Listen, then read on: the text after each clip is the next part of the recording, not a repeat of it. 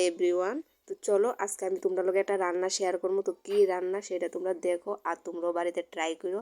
জানি তোমরা অনেকে খাইছো। তো দেখো এদিকে আমি সবজি নিচে পেঁয়াজ কলি, অরলের বিচি, তারপরে সিম, ফুলকপি, আলু আর ফুলকপির ডান্ডাটি এদিকে কাইটটা লইয়া সুন্দর করে লইয়া তারপর প্রথমে কড়াইতে আমি তেল দিয়ে দিলাম, দিয়ে সব কটা সবজি আমি নুন আর হলুদ দিয়ে ভাজলাম সুন্দর করে।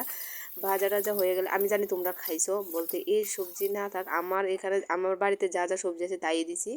তো তারপর সবজিটি সুন্দর করে ভাজছে সেটা, তারপর মুগের ডালটা ভাজালাম যতক্ষণ সেন্ট না করে এটার মধ্যে থেকে সেন্ট না আসে ততক্ষণ ভাজছে, তারপরে জল দিয়ে দিলাম। এটা কিন্তু রান্নাটা আমি বোনুর বাড়িতে করতেছি আর এটা রুটি দিয়ে খাওয়ার লাগে আমি করতেছি।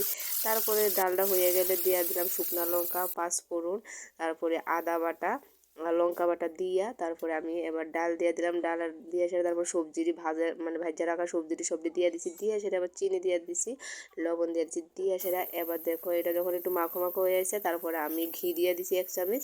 তো ঘি দিয়ে সেটা তারপরে দেখো আমার রান্নাটা কমপ্লিট, আর খাইতে এত দারুণ এত টেস্টি হয়েছে কি কইতাম।